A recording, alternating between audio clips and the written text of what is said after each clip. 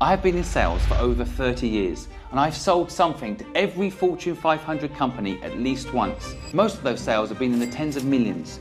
And I have formulated a 10-step plan to make any sale happen. This process will help you learn to sell. And if you like it or not, you are a salesperson. People will judge you. They will make decisions about you as a personal brand and your product without you even realizing it.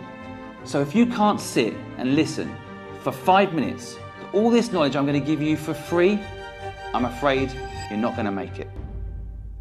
So there's probably 10 steps to sales, both how to actually think like a salesperson, get sales done, closed, and then ongoing sales, repeat sales, referral sales. I'm going to teach you it all. It's about 10 steps, but they blur into each other. And the end part of this video is just as important. The points at the end of this video, if you don't know them, you can't apply the bits I'm going to teach you at the beginning. To learn sales, you also have to learn patience and perseverance and focus. The first thing I want to teach you about sales is that some people like to call it marketing. It makes them feel better. In the end, it's all sales. Everything is about sales. You can call it marketing if it makes you feel that you're cooler. It doesn't really make any difference. It's about getting people on your side. It's about connecting, converting, and realizing that at the end of the day, no business can survive. 0 businesses would succeed if you didn't sell something to someone. Now, I'm going to teach you a certain type of sales. I prefer ethical sales. An example of non-ethical sales, in my opinion, and this might seem extreme, but I don't want you to fall into this trap, is what I call the 99p rule. People try to trick people. They try to say it's $2.99 or $4.99 or 1.499 million instead of 1.5, because basically they want to trick you. They want to make you think that somehow it's cheaper. Of course, on property pricing, sometimes they do it to fall within a certain category, but they don't really want to sell it at that. I think in sales, the thing that's not said enough is be fucking honest. Be authentic. I never see anyone, all these sales shit courses I see people selling, telling you to do that. They talk to you about NLP, where you can trick people, or using words to manipulate people. I even saw a recent video where someone was talking about how they pretended they didn't have the product anymore so that the customer would then buy. This is all bullshit. It's a way of tricking people into getting a quick sale, which is quick money. The quicker you go up, the quicker you come down. Don't listen to this bullshit. The best salespeople in the world, the best way to sell is authentic, make a connection with someone, and that person will be with you forever. I sold my very first thing at 15 years old with no sales experience. I was honest. I said to someone, I need money. I want to do your garden. Please pay me. They saw the authenticity. I had no brochure, no website, no sales training, and they said yes. And I think today, this word authenticity is not used enough in sales. And initially, you might even reject it. Write it down. It's key to sales. If you're authentic, you don't just sell once to someone. You sell again and again and again. I recently took my wife to the mini garage to buy her a car. And when we looked through all the different options, the salesperson knew that none of these options suited my wife. The best thing she did was say, you probably should buy a Tesla. Now, I know it sounds crazy. Someone in a mini garage working for BMW telling us to buy someone else's car. But you know what it did? It made us connect to that salesperson. It made us leave our contact information with that salesperson. And when that salesperson does contact us, she's understood our needs, we probably buy something off her. She didn't try to sell us something we didn't need. I've done exactly the same in the past. I got some part-time work in a clothing shop when I was young. Someone put on a suit. I know that the shop wanted to sell it, but I told the person it didn't look good on them. And from that moment onwards, they trusted me. I only worked there for the summer, but they trusted me forever. I know this authenticity thing is real. I don't know how to convince you other than to tell you it's made me rich from being poor. And I know you're going to watch a million other videos, often ones that charge you, to tell you this is how you trick people into selling. Don't apply this in your life and you'll have a better long-term relationship with everybody you sell to. I sold coaster ads, an advertising product, to someone 20 years ago now, maybe a little bit longer than 20 years ago. They bought it. They then worked with my agency. They then invested in my businesses. They then partnered with me for 2 decades. All because I sold them something that I authentically believed would help their business, and it did. I delivered. I over-delivered. And that's the second step in sales. Whatever you sell, you want to be able to over-deliver, right? And how do you over-deliver in sales?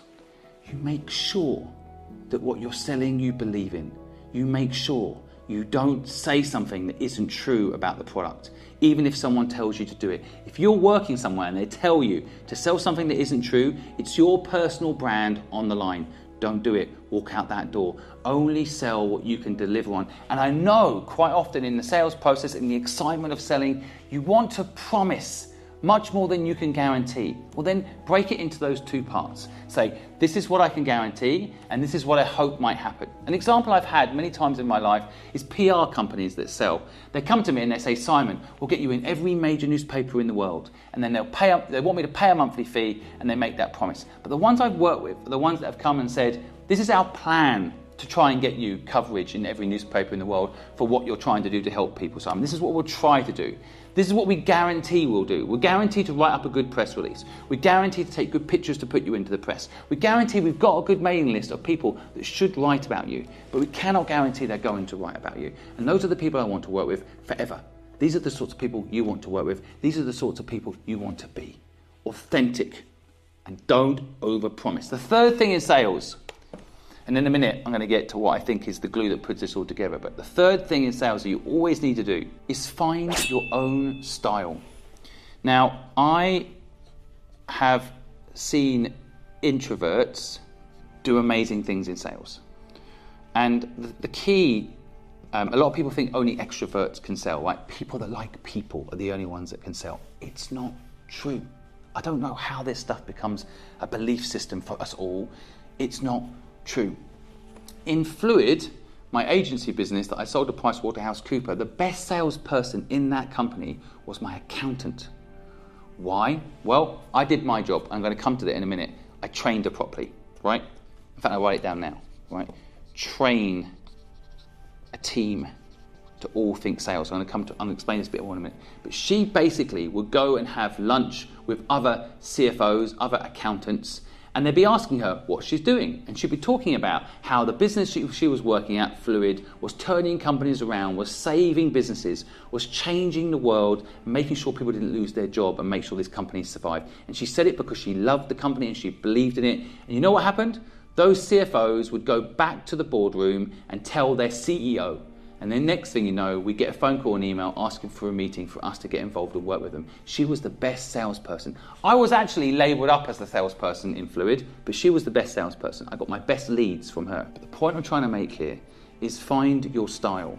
Find how you like to sell. It doesn't matter what I tell you to do. It matters what you can naturally do. So for example, if you like to write blogs, go on LinkedIn, go on these blog sites and write blogs about your specialty, about what you find interesting. Go out there and apply yourself in a way that is comfortable for you. There was a famous quote around marketing and sales, which is 50% of what I spend on marketing gets lost, gets wasted. I just don't know what 50%. The truth is, most of the time when we're selling, the best salespeople don't even know they're selling. You're just sharing knowledge, sharing information, being proud about your product or service, and that in itself causes a sale. You've got to find your style. Lean into that groove, whatever it is. If you're an introvert, then lean into that. If you're an extrovert, lean into that. I'm going to get into specifics of types of selling in a minute and break down the different types of selling. But I just want to initially just set you up with the right mindset. So authenticity, don't oversell, always over-deliver, and find your style. I'm going to get into the specifics of the different types of sales that you can do to get the business you need, to sell yourself, to sell your business, to get the clients, and to, the Holy Grail, I think, get clients to promote you. The fourth thing I briefly mentioned a second ago is train the team. In sales, a lot of the time, the best people to sell you are the people you work with. So that can be your clients, that can be your colleagues, that can be your mum. It doesn't really matter. You want everybody who's involved in your life to be selling what you're selling. And that means that they are trained. Now, it might sound weird if I tell you to go train your mum to sell your product, and your mum might initially reject it. But if you explain the product to her in a way that excites her, it means that it supports you, she will be your best salesperson. Now, I don't want to miss out the dads. Don't forget to also train them up. Everybody should be your salesperson, but it's up to you to train your team and make sure that that's the case. Now, number 5, I want you to know the rules of selling, and they are teachable. I don't know why they don't teach you this at school. I think I know why. They don't want you to be free. but I know for a fact there are 3 steps to getting any sale. Any sale. I don't care who you are or what your skill set is. If you follow these 3 steps, you will get any sale. Most people start with the last step first. Most people start with, this is my product and this is how much it is. It's a mistake. That's not how you sell. The first step is very simple. Identify who could buy your product. You've got to actually know the person who's going to buy it. Understand if they really need it. So for example, you may have seen the thing, sell me this pen in the movie Wolf of Wall Street, right? Most people, when I give you this pen, will start selling it. The first question you need to ask is not, would you like to buy this pen? And this is a lovely pen. Do you like blue? Look at it. It's nice and strong and it's a good brand. It will last for. Forget all that shit. First thing you need to say is, do you need a pen? Do you need a pen? Now, if people say no, then you ask them when in the future they might need a pen. You break down when the desire and the need for this product might occur. And if you're not sure, and I ran a service business for 15 years, you don't know when people actually needed my business services. So what did I do? Every single month for 9 years, I contacted brands like Apple somehow with something to help them remember me. You have to be there when the sales is needed. If you sell someone a pen and they don't need a pen, you're going to waste your time, you're going to waste their time, and you're going to be frustrated thinking there's no market fit for your product. Identify the client, what they actually need. Do they actually need your product? If they need your product, then you can move on to the second stage. And the second stage takes a bit of work which people can't be bothered to do, and they wonder why they get less reaction on sales. The second step is understand the person you're selling to. Make a relationship. In an ideal situation, you like them and they like you. You want to like them, because if you sell something to someone and you don't like them or they don't like you, your life's going to be a nightmare. Even if there is a product market fit and they need a pen, you don't want to be caught in a situation where they have bought something from you and you don't like them and they don't like you. The irony, or the other spin on this is, if you've got these first 2 steps right, you know they need the product. They need you. Second, you like each other. The people selling and people buying like each other. You need each other and you like each other. I have never not completed the third stage if those first 2 are in place. The third stage is, here's my product, this is what it does, this is the service it offers. I guarantee you that third step will be completed if you get the first 2 right. I've even had cases where clients have said to me, this is the amount of budget I've got, this is what I'm willing to do, Simon. They tell me how to write the contract to get the third bit right. They tell me what to price it as, sometimes more than I thought I was going to charge or needed at the time to charge, to support me because they like me and they need our service. They want us to do well, they want us to make profit. When you identify these things, sales gets a lot easier. Now there's another very important part of sales. But I wanted, first of all, before I move on to the next bit, to make sure you understand sales is a system. It's a system. That process is a system. Now, the 3 steps to sales I've just told you there, I'm going to tell you obvious things. You need products like Pipedrive. You need tools that allow you to track the sales. So for example, when I was selling for 9 years to the client I wanted to win, I had to track every month what I had done. And if someone else came in and took over the sales process for a little while, I had a system in place. Like I mentioned earlier, I would send them a Christmas present. I would send them a newsletter. I would send them a happy birthday note. I would send them some industry news that I just noticed might help their business do better. I didn't always sell them, but I always connected to them. And you need a system, things like Pipedrive to do that. You need products that help you remember who you're contacting and remember the process of always connecting. So systems, the 3-step process, and then making sure you've got the tools to help you do that process. Next up, number 6 on the list, leverage. In sales, you need leverage. Leverage sales is basically where you perhaps are a new company, a new brand, no one knows you yet, and if I contact a company, and I had this experience when I started Fluid, I would ring up a company and I would say, hi, my name's Simon from Fluid and I'd like to help you with your marketing. And they were like, we're too busy, go away, or hang up. You're all going to have this experience, right? Rejection is something you need to get used to in sales. I don't need to tell you that, but I think the thing with leverage is if you can get one brand name or one client on board, and maybe initially you have to do it free in some cases, you can leverage that brand to help your own brand lift up. So for example, my company, we managed to get CNN as a client. This is back when CNN was a good brand. We managed to get them on board as a client, and we did a great job for them. And what we then did is I would ring up and say, hi, I'm Simon Squibb. I'm working with CNN on a project. I wondered if I could come and talk to you about your company and what we could do to help you. So suddenly now, and this is 10 years ago, CNN was a more respected brand back then, CNN then, that name allowed us to get in the door with other people. It's a delicate one because I don't want you to lie, but I want you to see how you've got to leverage what you've done and what you've got. Now, to get CNN as a client, we had to do a free piece of work for them. So sometimes that's an investment in leverage. You need to make an investment in leverage. Now, of course, you also have to do a good job for that client, because if they then, oh, I know CNN or I know John at CNN, and they check, reputation matters. So make sure you've got your reputation in line. Do a good job for people. But I think leverage is perfectly fine and perfectly normal. It's a good way of helping people who hear your first sentence connect to who you are. If you're working for a big brand, they think, right, you must be a good company. So use leverage in sales. Number 7 on the list is don't sell a product. Sell the outcome of the product. Too many people, when they go to sell something, tell you exactly what product they've got, instead of focusing on the outcome that product can bring you if you use it, for example. The terminology I've used before on this is sell the sizzle, not the steak, right? So you don't sell the actual steak. There's millions of steaks out there. Sell the feeling of the steak. If you look at adverts like Haagen-Dazs, they're not telling you about the ingredients, because if they did, you probably wouldn't eat the shit. So what you're actually doing, what they're actually trying to do, is have a feeling of when you eat the ice cream. Oh, love and romance, you're with someone beautiful. They're creating a feeling, right? Apple is the same. Apple, what Intel processor is in an Apple? Can you tell me? No one fucking cares, right? Because they're selling a feeling.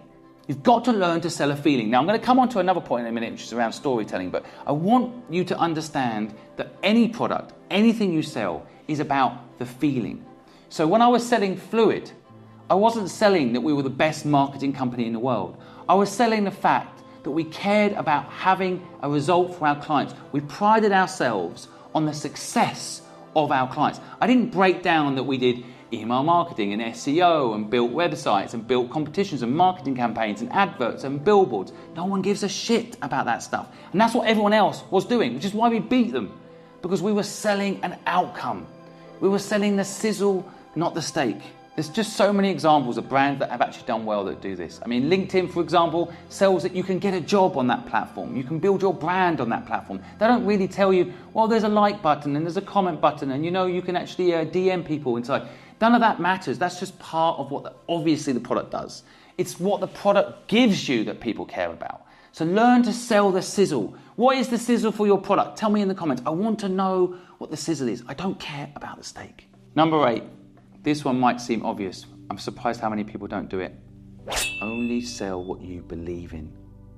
It's easier to sell something you genuinely believe in. Too many people are selling things they don't believe in, and they are therefore not good salespeople. Or you can be a good salesperson selling something you don't believe in. You will get sales, especially if you follow my rules. But at the end of the day, sell something you believe in. It's so obvious, isn't it? Sell something, I think, that has an outcome that makes the world a better place, or the person you're helping have a better life. Sell something you believe in. I'm going to put it in here. I don't need to talk about it for long. I feel with all my heart that so many people don't actually realize this. I have to say it. It feels common sense and obvious. But you will find that anyone can sell something they believe in. That's the irony.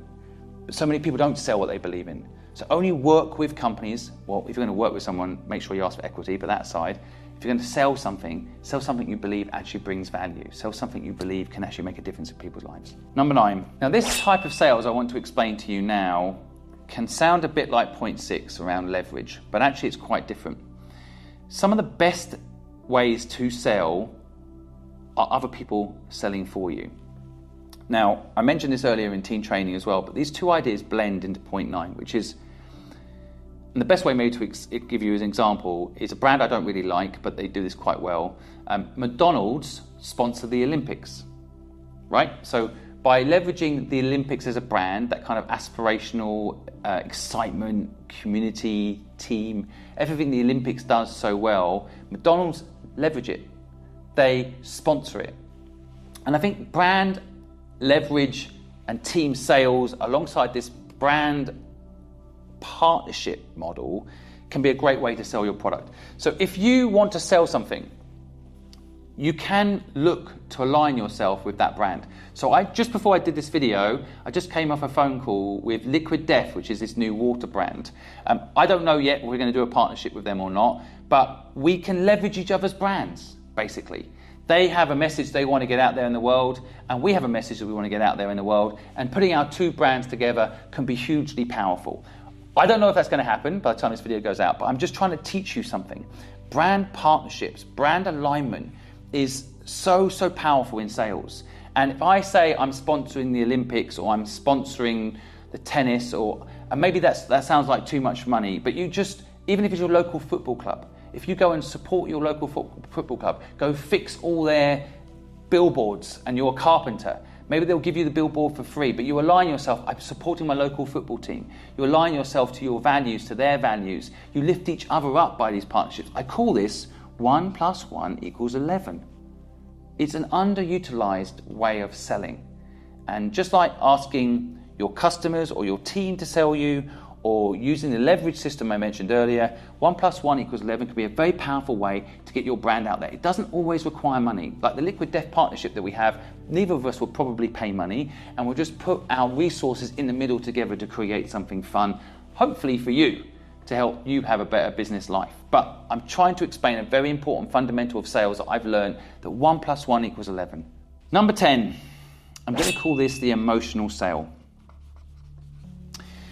I mentioned earlier the 3-step process to getting any sale done, and that's absolutely true.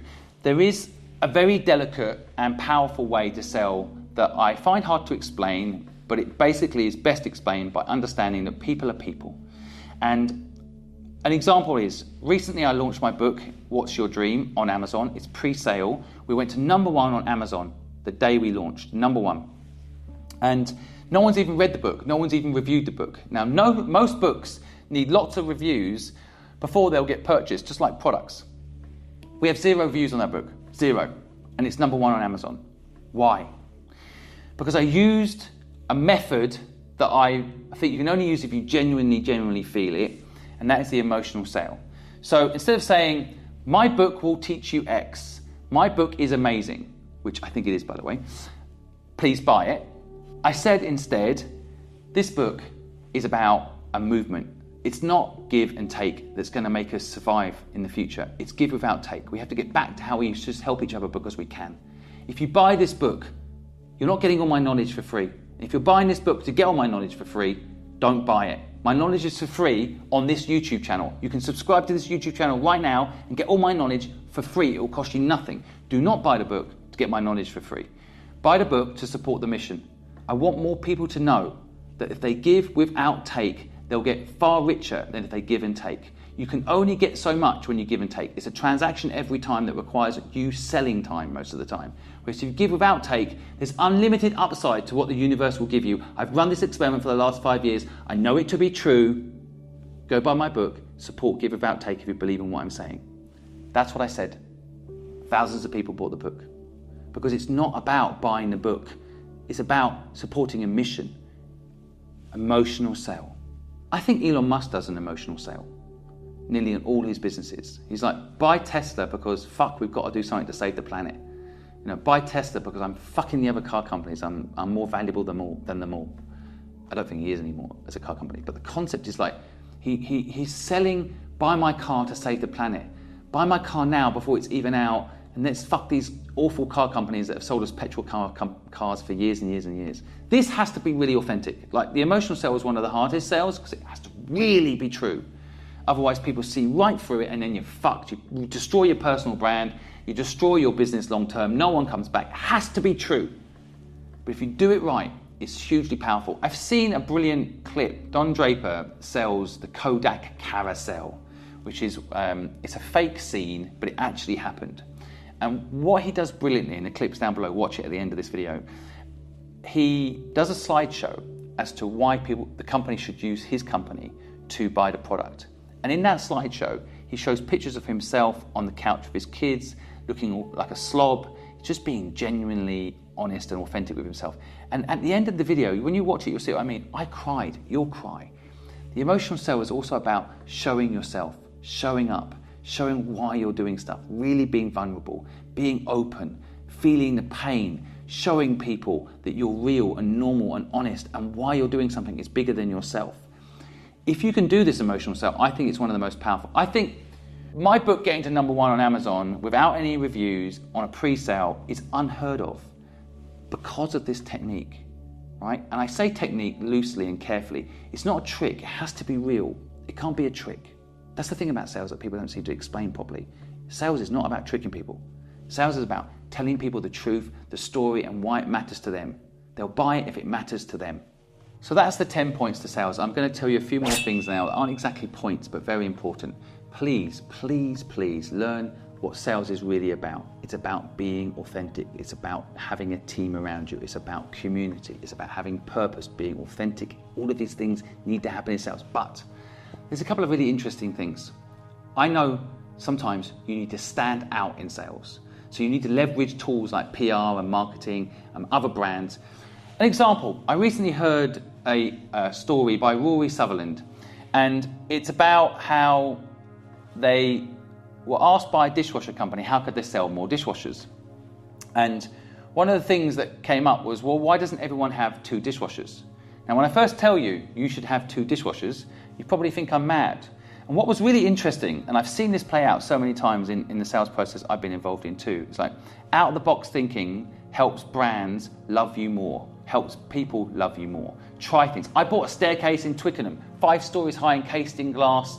It was great PR, and I built that platform, that staircase platform now, to help the community. You can go to the bottom of that staircase, press the doorbell, pitch your dream to that doorbell, we'll upload it to 4.5 million people to help you for free.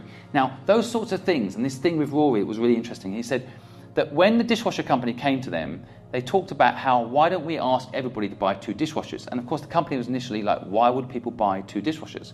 Well, it turns out if you have 2 dishwashers, you can use one, and then when it's finished, you can take the stuff out of the dishwasher and use it to eat, and then you can put that stuff right back into the second dishwasher.